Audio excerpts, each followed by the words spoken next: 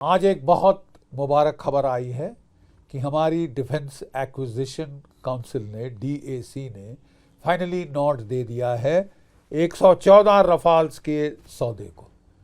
$40 billion का 3.60 lakh crore rupees का ये one of the biggest defence deals Bharat के इतिहास में ये हुई है।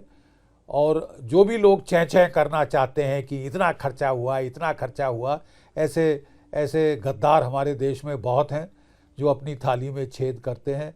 लेकिन मैं साफ कह दूं कि साहब, this was overdue, long overdue. Bharat की एयरफोर्स की सैंक्शन ताकत 42 स्क्वाड्रंस थी। असली में चाहिए कोई 50 स्क्वाड्रंस आपको चाहिए। लेकिन जो 10 साल कांग्रेस के थे, एक जहाज नहीं खरीदा। उस वक्त कांग्रेस के काल में हमने रफाल सेलेक्ट किए थे एयरफोर्स ने कि ये बेस्ट है साहब हमारे लिए, कॉस्ट के लिहाज से, टेक्नोलॉजी के लिहाज से। जब तक NDA सरकार नहीं आई, कोई एक नहीं खरीदा। एंटनी साहब ने बोल दिया कि हमारे पास पैसा ही नहीं है साहब। हाँ, हमारे पास बहुत पैसा है VVIP हेलीकॉप्टर इटली से खरीदने के लिए, जो कि अमेरिका के राष्ट्रपति ने कह दिए मेरे लिए बहुत महंगे, मुझे नहीं चाहिए।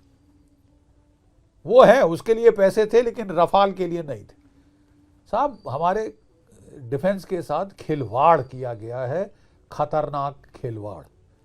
थैंक गॉड 36 जहाज खरीद लिए जो ऑप सिंदूर में काम आए रफाल। ठीक है साहब, नहीं खरीदे गए होते तो बहुत प्रॉब्लम आ सकती थी। तो वो जहाज खरीदे गए। 26 रफाल हमारी नेवी ले रही है, 114 हम और ये ले लें तो कोई 170-75 के करीब रफाल, जो second largest number of fighter jets हमारे पास आ जाएंगे। ये 4.5 जनरेशन एयरक्राफ्ट है, नॉट फिफ्थ, 4.5 जनरेशन। तो देखिए, कई लोग कह रहे हैं कि भारत जब दुनिया जा रही है 5th जनरेशन में, 6th जनरेशन में, तो हम केवल 4.5 जनरेशन पे ही क्यों अटक गए हैं। बात ऐसी है साहब कि आपको जल्द से जल्द अपनी स्क्वाड्रन स्ट्रेंथ बढ़ानी है। जहां 45 स्क्वाड्रन्स होने चाहिए थे, आज के दिन 29 हैं।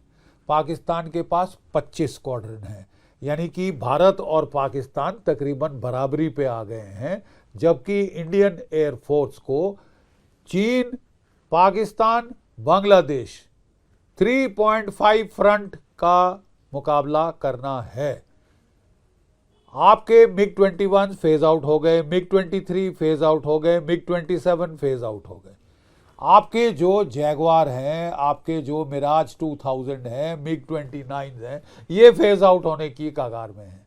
आपको डीप पेनिट्रेशन स्ट्राइक एयरक्राफ्ट चाहिए।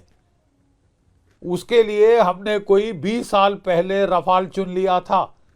2014 के बाद ही रफाल आए 36 और फिर नेवी में 26। इस वक्त ये बैटल टेस्टेड, ट्राइड एंड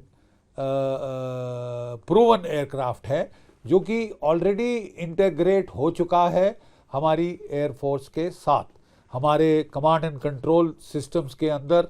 ठीक है, हमारे इलेक्ट्रॉनिक नेटवर्किंग के अंदर बहुत अच्छा इंटीग्रेट हो चुका है। ज़्यादा टाइम नहीं लगेगा, और कोई भी जहाज़ लेते तो बड़ा लंबा इंटीग्रेशन का टाइम लग जाता। ठीक है, ये ऑलरेडी ट्राइड टेस्टेड एयरक्राफ्ट है। ऑपरेशन सिंदूर में ये खून चख चुका है पाकिस्तान का।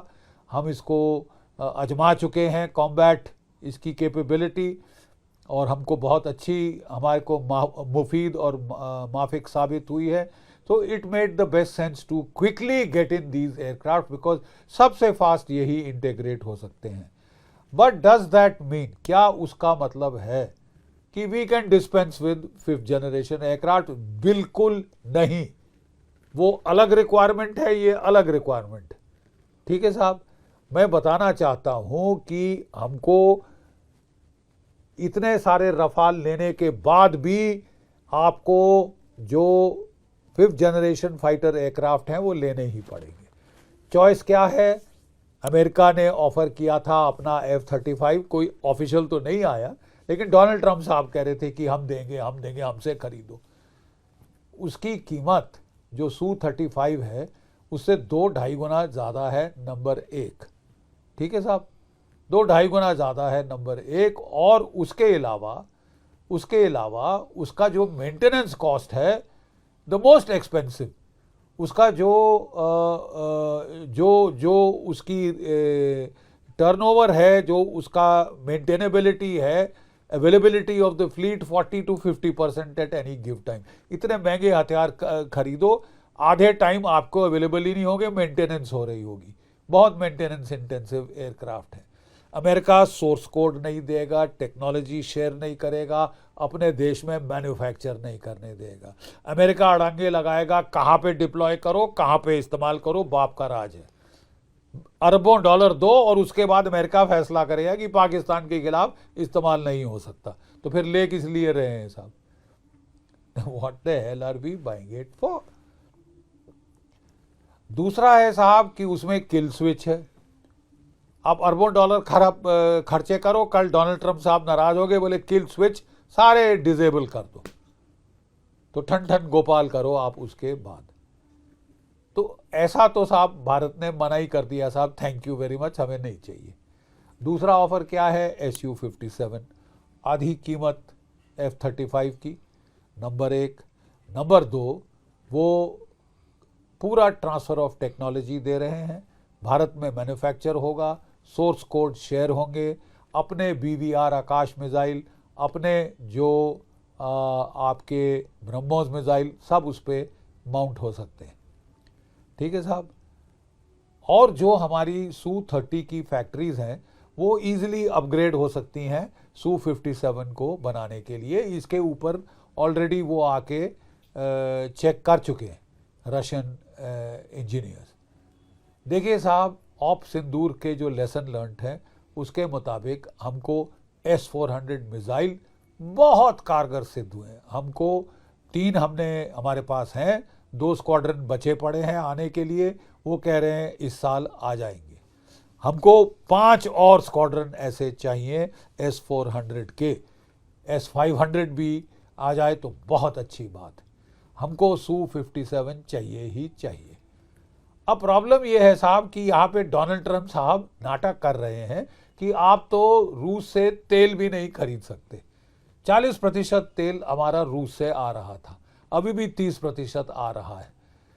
अमेरिका कहता है हमसे खरीदो। अमेरिका के पास इतनी कैपेसिटी नहीं है, अगर वेनेजुला का तेल आ भी गया जो अगले 10 साल तक मार्केट में आना मुश्किल है, आ भी गया तो तब भी वो इसकी आपूर्ति नहीं कर सकता साहब, इम्पॉसिबल है ही नहीं इतना उनके पास।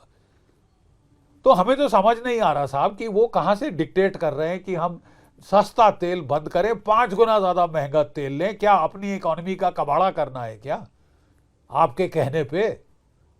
ठीक है साहब, डोनाल्ड ट्रंप साहब के तलवे चाटना पाकिस्तान का काम है, हमारा नहीं। तो मुझे पूर्ण विश्वास है कि ये सरकार इसके साथ अभी तक डील करती आई है बड़े अच्छे से, और ये डील करती रहेगी। जब 25% टैरिफ था, 50% टैरिफ था, तब भी हम झुके नहीं। मैं नहीं समझता अब हम झुकने वाले हैं। और हाँ, यस, हमको ट्रेड डील चाहिए, क्योंकि जो हमारी फॉर्मल सेक्टर में एम्प्लॉयमेंट है उसका बड़ा नुकसान हो रहा है। हमारे ज्वेल्स जेम सेक्टर में, टेक्सटाइल, लेदर गुड्स, फिशरीज़, इसमें फॉर्मल एम्प्लॉयमेंट काफ़ी हिट होती है। हो जाए तो बहुत अच्छी बात है, लेकिन अगर नहीं भी हो सकती तो we can live without it. हम 3 साल और इंतज़ार कर सकते हैं डोनाल्ड ट्रंप के जाने का। EU से डील हो गई, UK से डील हो गई, हम वहाँ उसको और बढ़ा सकते हैं, वहाँ अल्टरनेटिव मार्केट्स ढूंढ सकते हैं, जापान जा सकते हैं, साउथ ईस्ट एशिया जा सकते हैं, अफ्रीका में एक्सप्लोर कर सकते हैं। रूस, they should be prepared two by from us, और वो कह रहे हैं कि हाँ साहब लेंगे। तो ऑप्शंस बहुत हैं साहब। मैं नहीं समझता हमको ज़रूरत से डर जाना चाहिए। Strategic autonomy is a core principle of our nationhood. हम उससे कॉम्प्रोमाइज़ नहीं कर सकते। इस साल ब्रिक्स की प्रेसिडेंसी हमारे पास है। We just cannot afford to be seen as the first BRICS country that buckles. कोई सवाल नहीं, नो क्वेश्चन। ठीक है साहब, इज्जत का सवाल है। तो मैं नहीं समझता ऐसा होगा।